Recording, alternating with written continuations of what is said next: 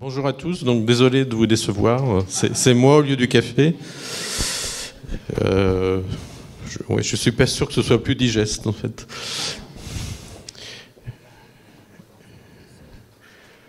Voilà.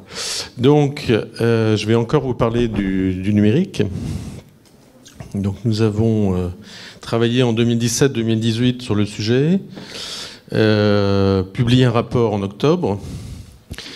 Et nous avons pensé que nous n'avions pas épuisé cette thématique. Et donc on a décidé de continuer nos réflexions cette année. Et donc je vais essayer de vous expliquer pourquoi et pourquoi. Alors je vais revenir d'abord très rapidement sur la genèse de tout ça. Donc pourquoi est-ce qu'on s'est intéressé au sujet et ensuite dans une deuxième partie, quels étaient les constats que nous avons tirés l'an dernier et enfin quels sont les objectifs qu'on s'est fixés pour cette année et comment tout ça s'articule.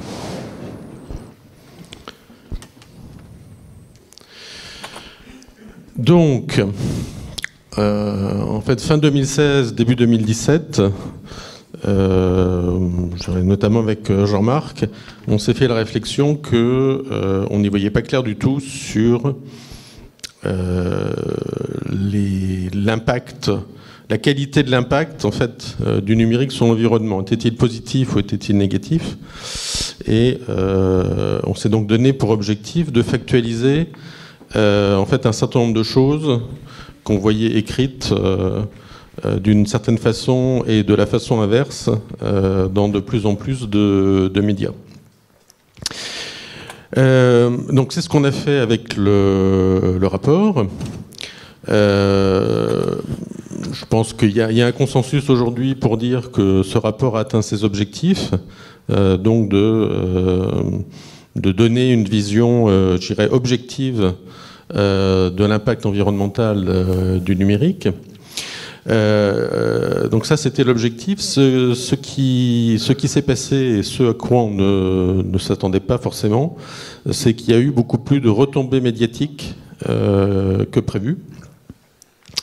Alors, pour plusieurs raisons sans doute.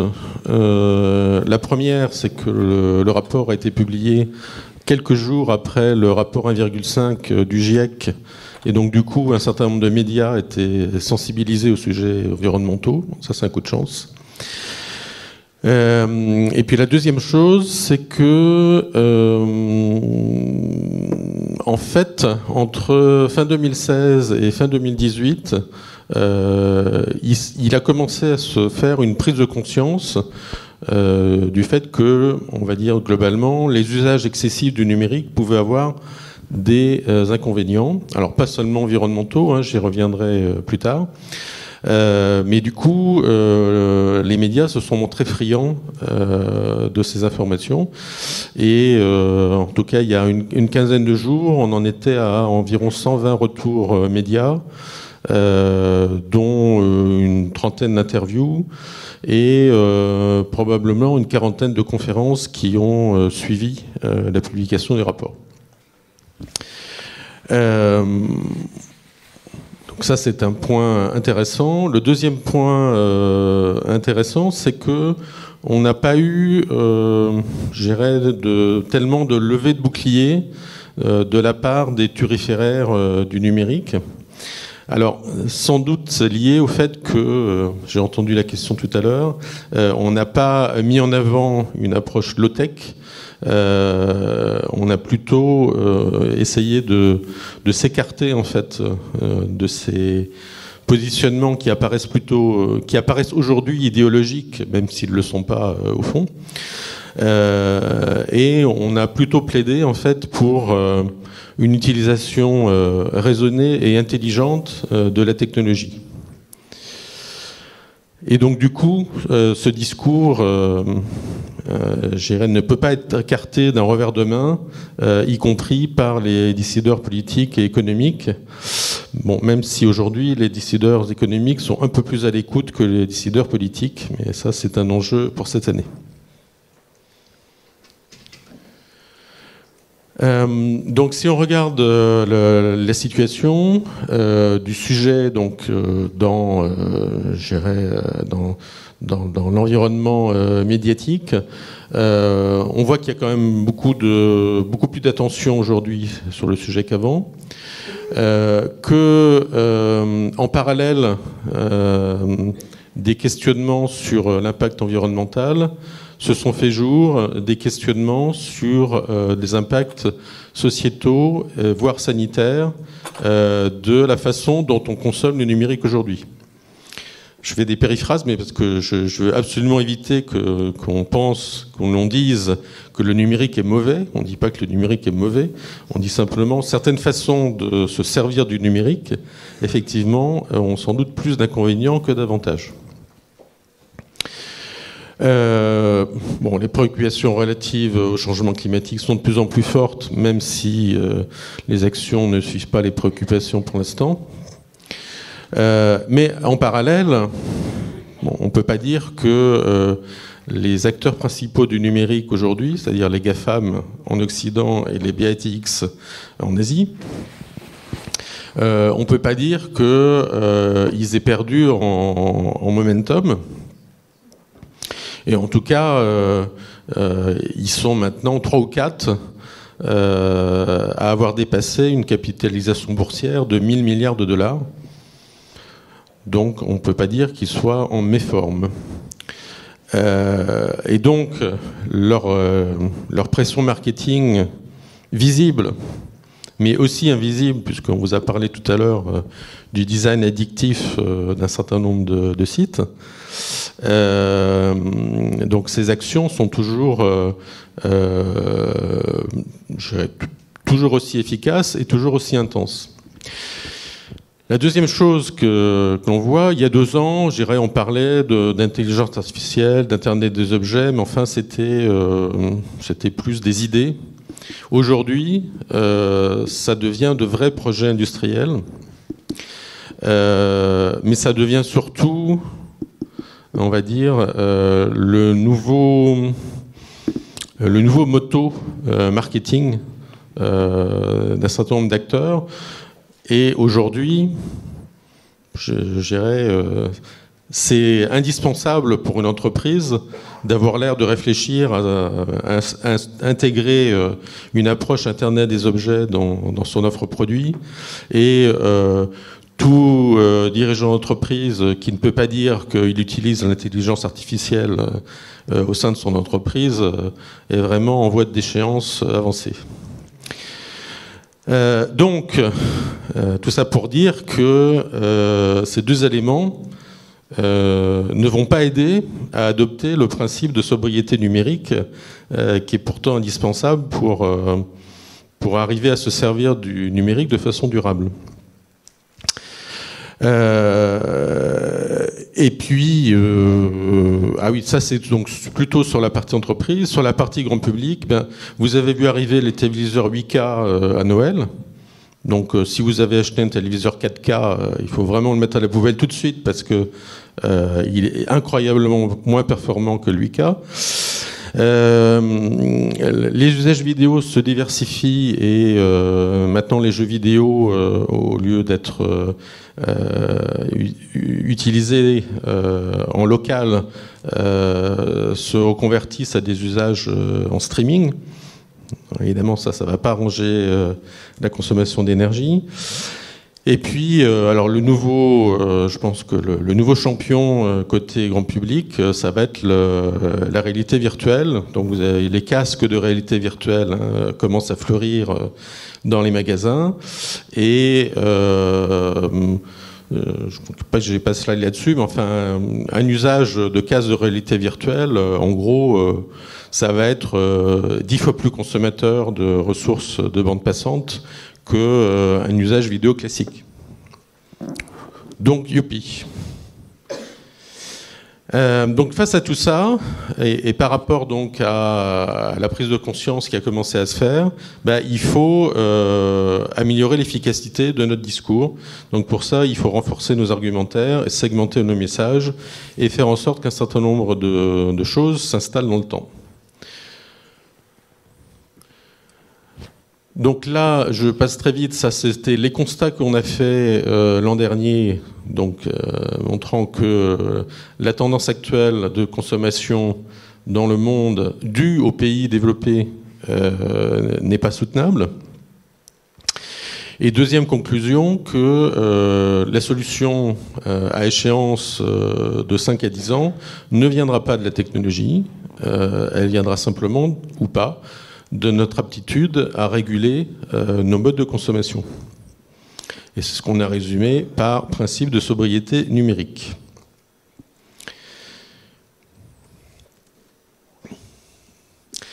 Donc, pour cette année, on s'est donné 4 objectifs. Le premier, donc, bon, c'est bien joli de dire il faut avoir un principe de sobriété numérique, il faut expliquer un petit peu mieux comment on peut le rendre opératoire. Pour ça, on a choisi 2 axes. Le premier, donc, Maxime a déjà exploré un peu en avant-première côté grand public. Donc, de comprendre, face à cette offre qui est pléthorique, pourquoi finalement on se laisse faire. Pourquoi est-ce que nous prêtons facilement à cette surconsommation numérique. Donc c'est ce qu'on a appelé analyse des usages numériques et des ressorts psychosociétaux. Pourquoi? Alors c'est pas pour la beauté de l'art, c'est pour pouvoir ensuite en déduire un certain nombre de recommandations en termes de politique publique. Alors évidemment, il faudra une volonté pour mettre en place ces politiques publiques, sans doute ce qui manque le plus aujourd'hui.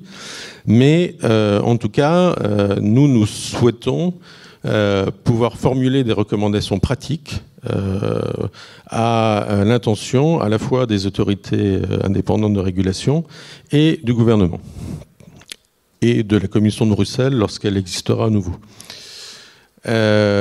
Deuxième objectif, c'est de faire en sorte que cette sobriété ne soit pas vécue de façon négative. Donc c'est de renforcer son attractivité.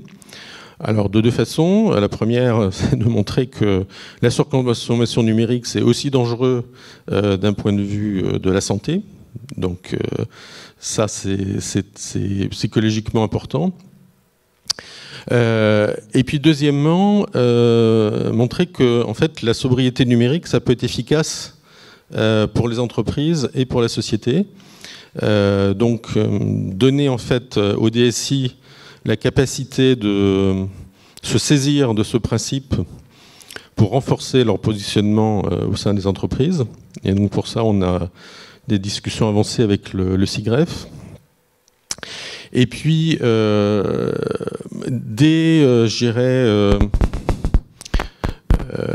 objectiver le débat sur les initiatives Smart. Smart City, Smart Car, ça crachote, Smart je ne sais quoi. Là encore, il ne s'agit pas de dire que tout est à jeter à la poubelle. Il s'agit d'identifier les conditions sous lesquelles ces initiatives Smart peuvent l'être effectivement d'un point de vue environnemental. Et en général, ça tient à l'instauration d'une certaine gouvernance autour de l'initiative qui s'appuie sur la technologie, mais ce n'est pas la technologie qui va décider des usages. Troisième objectif, mettre à jour nos scénarios prospectifs. Et quatrième objectif, c'est bien continuer à communiquer et à marteler nos messages. Donc de façon plus précise, il doit me rester quelques minutes, 3 minutes sans doute pour parler de ça. Donc on a résolu de s'organiser de façon un peu différente de l'an dernier, et donc on a créé plusieurs sous-groupes de travail, chacun travaillant sur une thématique particulière. Donc le premier, ce sont les ressorts psychosociétaux. Donc ça, d'une certaine façon, Maxime en a déjà parlé, donc je ne vais pas revenir trop longtemps là-dessus. L'idée, c'est évidemment, c'est pas de réinventer la poudre, c'est de faire le bilan des connaissances en fait sur le sujet et de reformuler donc ces conclusions d'une façon opératoire pour pouvoir fonder là-dessus des principes de politique publique. Dans ce sous-groupe, il y a une thématique associée qui est de mettre en évidence les dangers sanitaires et sociaux de la surconsommation. En fait, ça fait appel aux mêmes compétences pour s'intéresser à ça, même si l'objectif est un tout petit peu différent.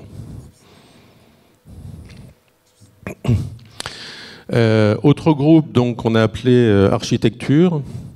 Là, il s'agit, bon, c'est bien beau de dire aux entreprises, bon, ben, maintenant que vous faites votre transition numérique, vous la faites pas bien, et pour pouvoir faire aussi votre transition énergétique, il va falloir apprendre à rendre sobre votre transition numérique.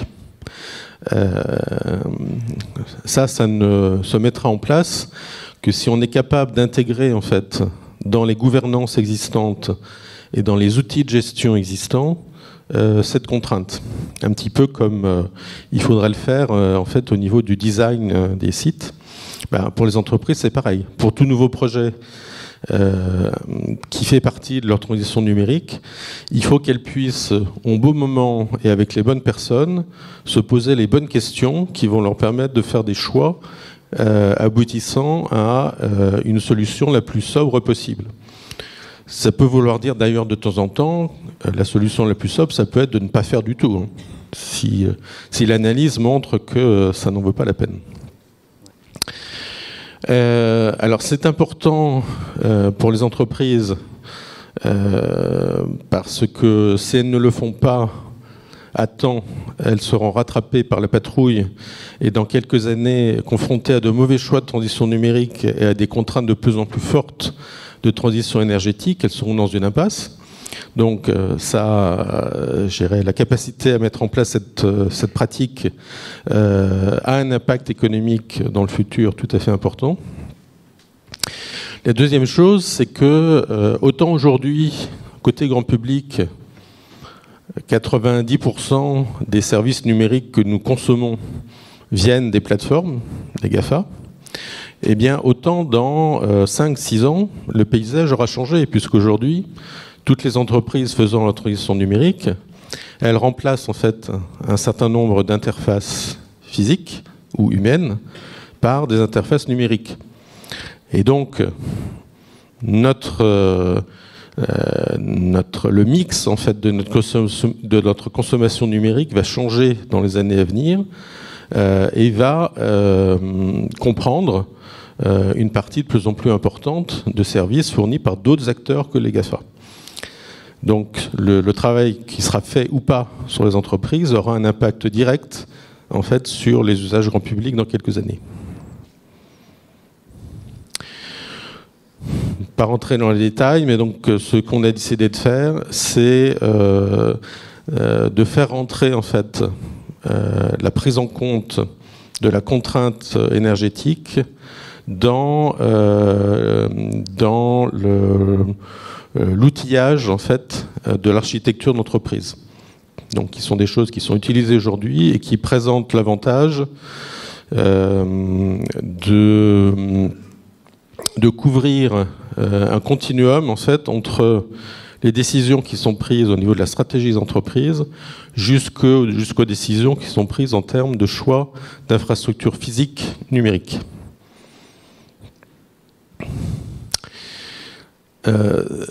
Ça, donc, c'est ce que je disais tout à l'heure.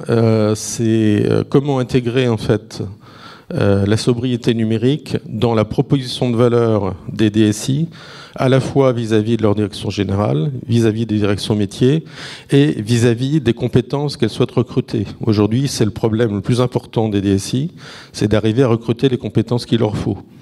Or, une partie grandissante des jeunes compétences qui pourraient les rejoindre se montrent de plus en plus exigeantes par rapport aux engagements et aux actes environnementaux des entreprises. Et c'est vrai pour les DSI comme pour autre chose. Donc ils sont tout à fait conscients du sujet et je pense qu'on va arriver à faire avancer ça. SmartX, donc, il ne s'agit pas de parler du sujet en général. On est en train de sélectionner 4 à 5 types d'initiatives. Alors, ça peut être le compteur Linky, ça peut être la voiture autonome, ça peut être le smart grid. Et d'identifier en fait les conditions limites sous lesquelles la mise en place d'une initiative smart va effectivement avoir un impact environnemental positif. Scénarii, bon, c'est assez évident, mais on va faire un zoom sur l'impact de l'Internet des objets et de l'intelligence artificielle. Et puis, côté communication, continuer le travail engagé, enclencher les interactions avec la Commission, puisqu'elle va commencer bientôt une nouvelle mandature. Contrairement à l'an dernier, on va éviter l'effet tunnel. Donc on va essayer de continuer à alimenter les médias en nouveautés, en publiant des notes d'analyse entre maintenant et la fin de l'année. Fin de l'année où on publiera un rapport qui mettra en cohérence l'ensemble des résultats qu'on aura pu recueillir au cours de ces chantiers. Voilà.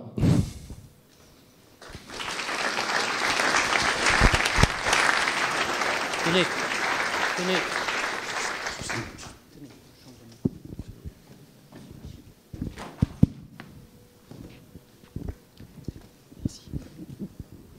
Oui, bonjour.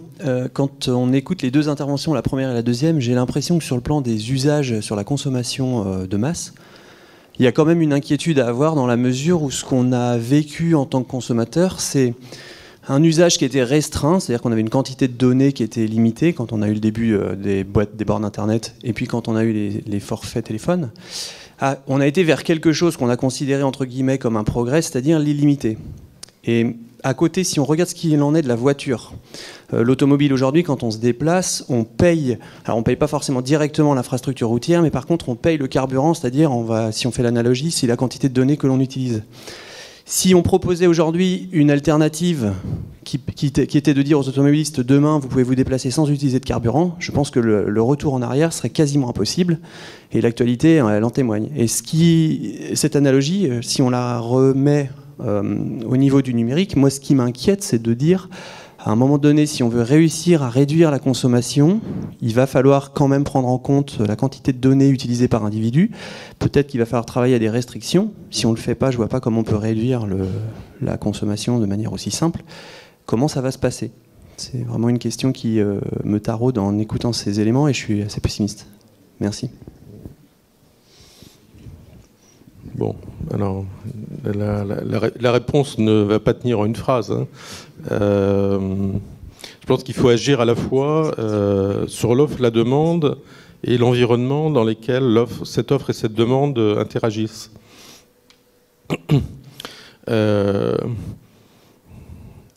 Sur l'offre, il est quand même effectivement licite de se poser la question de savoir si ces approches de design addictif doivent continuer.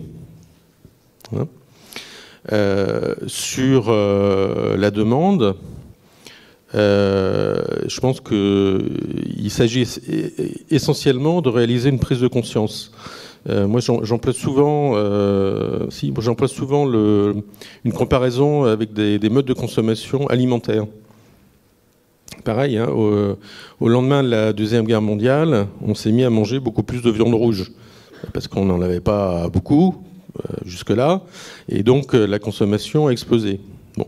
Puis petit à petit, on s'est aperçu que consommer beaucoup de viande rouge, ça n'avait pas que des avantages, et depuis une dizaine d'années, la consommation diminue. D'accord ? pas parce qu'on a forcé les gens à moins en consommer, parce qu'on a provoqué une prise de conscience sur notamment les maladies cardiovasculaires que ça peut entraîner. Je ne sais pas si Laurie est dans la salle pour confirmer. Donc, côté de la demande, il faut une prise de conscience et il faut aussi montrer que des alternatives existent. Ce qu'il faut voir quand même, c'est que c'est pas parce que on rend, je dirais, les usages de plus en plus gourmands en données que l'expérience s'améliore forcément. Si on prend vos ordinateurs, ils deviennent 2 fois plus puissants, mettons, tous les 2 ans. Sauf que les systèmes d'exploitation et les logiciels que vous utilisez deviennent encore plus volumineux, ce qui fait que entre l'expérience utilisateur Excel 2019 et Excel 2012, mettons, je suis pas sûr qu'on ait gagné au change. Parce qu'attendre 40 secondes pour que le logiciel se charge, c'est pas fondamentalement un progrès. Donc il y a tout un tas de choses, je pense, qui sont en train de germer dans les esprits. Il faut simplement faire en sorte que cette germination aille le plus vite possible. Et donc c'est pour ça qu'on veut attaquer le sujet par différents angles, de façon à rendre cette prise de conscience plus rapide. Et puis enfin, dernier point, je disais, il faut organiser l'environnement. Alors, je pense qu'effectivement, il faut réformer le modèle économique de l'écosystème numérique. Aujourd'hui, on est dans un modèle de gratuité apparente qui encourage les surconsommations. Qui sert uniquement les GAFA, hein, pas les autres acteurs du numérique. Je pense que les autres acteurs du numérique seraient ravis qu'on revienne à d'autres types de modèles économiques. Et d'un point de vue européen, ces acteurs qui en profitent, étant soit américains, soit chinois, je ne vois pas pourquoi on se priverait de réfléchir à de nouvelles règles du jeu.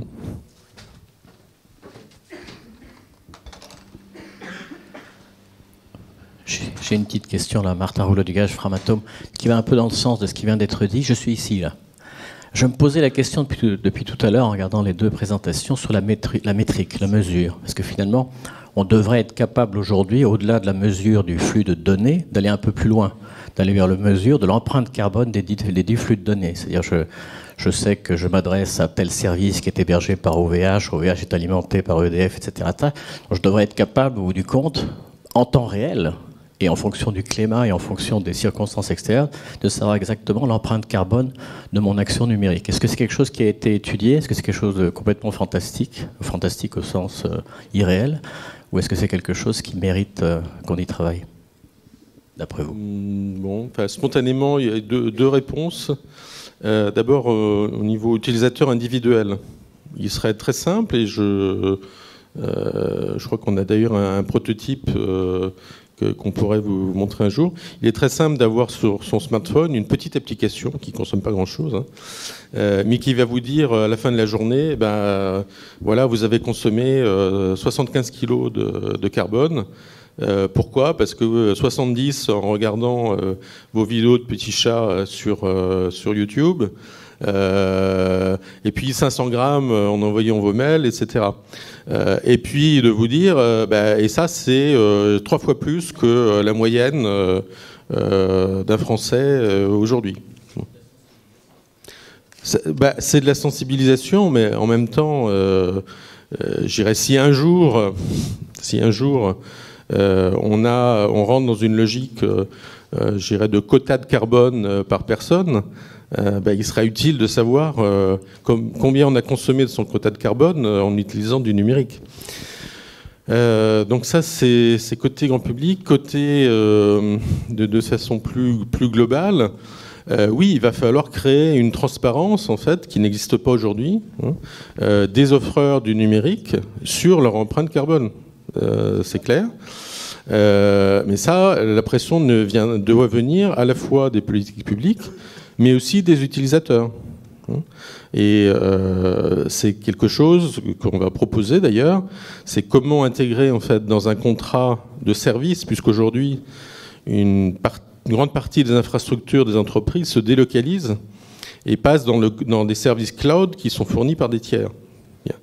Mais il faut que dans la contractualisation avec ces tiers, on instaure en fait une transparence et une mesure du carbone consommé par l'entreprise via ce tiers.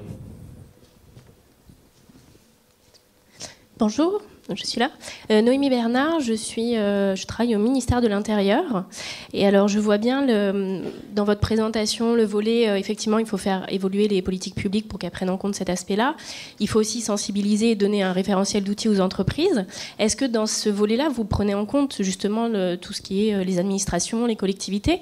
Parce que même si ça peut paraître dérisoire, je pense qu'on a des data centers, on envoie des mails. Nous, on a estimé à 300 000 mails envoyés par jour juste pour le ministère de l'Intérieur.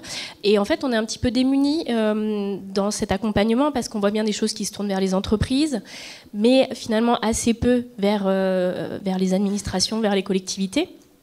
Et nous, on a réussi à le faire inscrire cette année dans notre plan développement durable, cet impact sociétal et environnemental du numérique, mais finalement, on est un petit peu dépourvu. Donc, est-ce que c'est bien pris en compte dans tout cet aspect-là ? Et sinon, comment est-ce que vous imaginez pouvoir travailler plus sur ce volet collectivité et administration ? Oui, alors c'est pris en compte. Le mot entreprise, effectivement, est un peu trop précis. En fait, on cible vraiment tout organisme, je dirais, ayant une gouvernance organisée, permettant de mettre en œuvre une politique sur ce sujet. Mais c'est un peu long comme titre. Donc, entreprise veut dire ça. Donc, ça vise aussi les administrations. De façon plus pratique, donc dans l'un de nos groupes de travail, donc on a des représentants de l'ADEME. Et ces représentants de l'ADEME sont en contact avec la direction de la transformation numérique de l'État. Et donc, on va également donc parler de ça avec eux.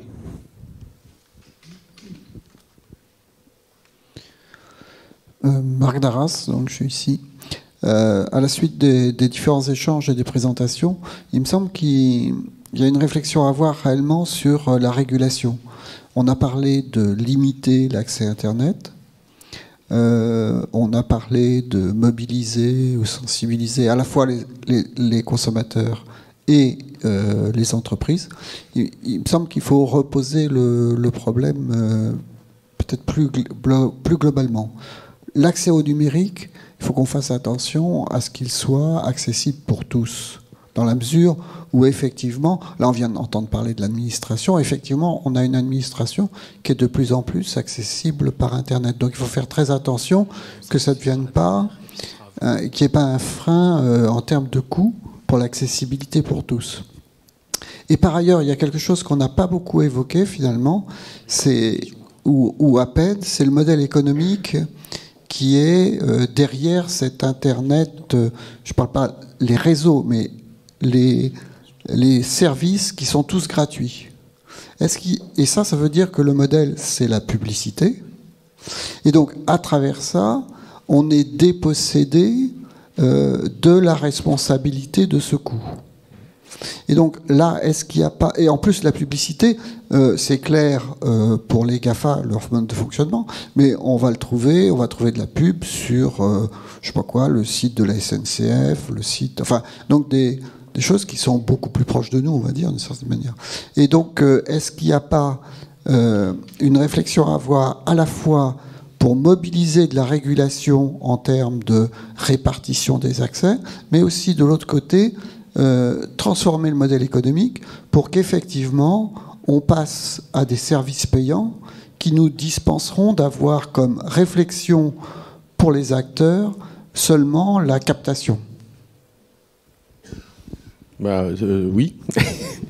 Donc je peux revenir un peu dessus. Juste sur le premier point, je pense qu'il ne s'agit pas seulement d'un problème d'organiser l'accès au numérique. Il y a un rapport du défenseur de droit qui dit qu'il y a 15% des gens en France qui sont démunis en fait, face au numérique. Ce n'est pas forcément parce qu'ils n'ont pas un accès Internet, c'est aussi parce qu'ils ne sont pas ils ne peuvent pas interagir de cette façon-là, ou ils ne veulent pas. Et donc ça veut dire qu'il ne faut pas oublier non plus la finalité derrière les moyens. Hein. Le numérique, ça n'est qu'un moyen au service de finalité. Et ça, c'est vrai pour l'État comme normalement pour les entreprises. Donc il faut remettre ce principe au centre des décisions. Le deuxième point, oui, effectivement, le modèle économique actuel n'est pas compatible, à mon sens, hein, avec ce principe de sobriété numérique. Alors, si on veut le changer, je pense que, de façon réaliste, il va falloir le faire au niveau européen. Et ça... il faut que la nouvelle commission s'empare plus du sujet que la précédente ne l'a fait. On va prendre une toute dernière question avant une vraie pause café pour le coup. Bonjour, donc moi c'est Chrysostome Kumbisamba, expert en management de la sécurité des données numériques. Donc, c'est vrai que tout au long, donc j'ai apprécié tout ce qui a été dit, mais il me semble, en fait, il y a un point qui a été... Est-ce que c'est fait à dessein? Je dirais l'empreinte carbone et les pays émergents. Je pense que dans la presse, on le lit tous les jours. L'Afrique, c'est demain, c'est l'apport de l'Afrique. Mais là, quid? Je n'ai rien entendu sur l'Afrique. Qu'est-ce que cela représente et puis comment faire pour que l'Afrique aussi apporte tout, en tout cas, puisqu'on doit réfléchir assez rapidement aussi à toutes ces questions d'opportunité, parce que demain ça risquera, avec la route de l'assaut les GAFAM. Qu'en est-il? Oui, merci de la question. Effectivement, dans le rapport qu'on a publié l'an dernier, on avait consacré une partie à la question du numérique et de l'environnement dans les pays émergents. Et donc, on n'a pas abandonné cet axe de réflexion. D'abord, l'Agence française du développement qui nous soutenait l'an dernier nous soutient toujours cette année. Simplement, en fait, si on regarde bien les différents chantiers, on doit pouvoir utiliser leurs résultats, pas seulement, je dirais, pour des bénéfices français, européens, mais également pour ces pays en développement. Si on prend par exemple l'analyse des ressorts psychosociétaux de la consommation, elle doit pouvoir être utilisable également pour les pays en développement, parce que là aussi, effectivement, la consommation numérique augmente parce que l'offre pousse à le faire, mais l'offre interagit avec une demande qui se laisse faire.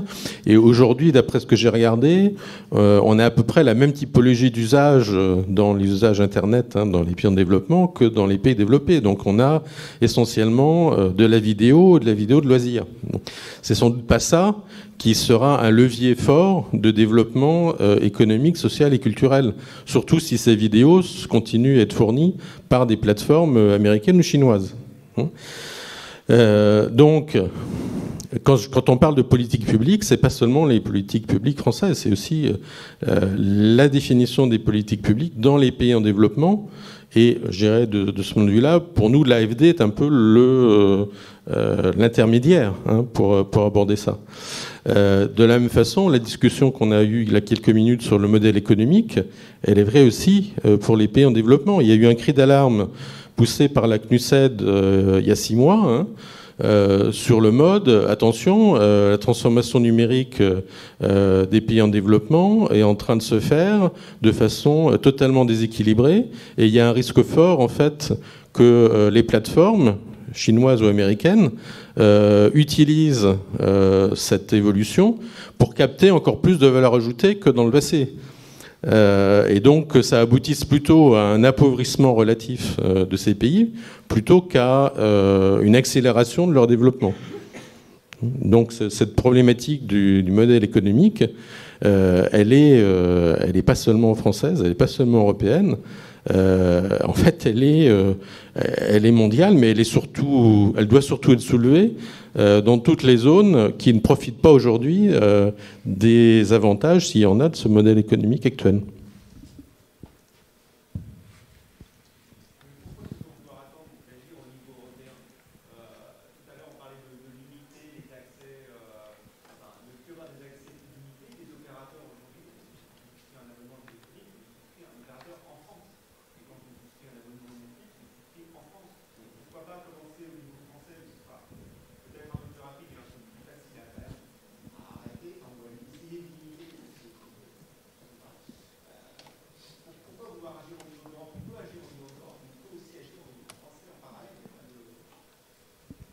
Oui, alors j'anticipe quand même les réactions des autorités publiques françaises qui vont probablement se dire il va falloir agir au niveau de l'Europe. Je pense que c'est pas quand même tout à fait faux parce qu'il y a quand même beaucoup de moyens de contourner aujourd'hui des mesures réglementaires qui seraient purement franco-françaises. Il y a des moyens techniques assez simples. Maintenant, ça ne veut pas dire qu'il ne faut pas le faire, hein. Je dis simplement que leur efficacité sera toute relative si ça n'est pas enclenché, au moins dans d'autres pays européens. Je ne sais pas s'il faut dire toute l'Europe, mais il faut que tout ça crée une force de marché qui soit suffisante pour bouger les pratiques.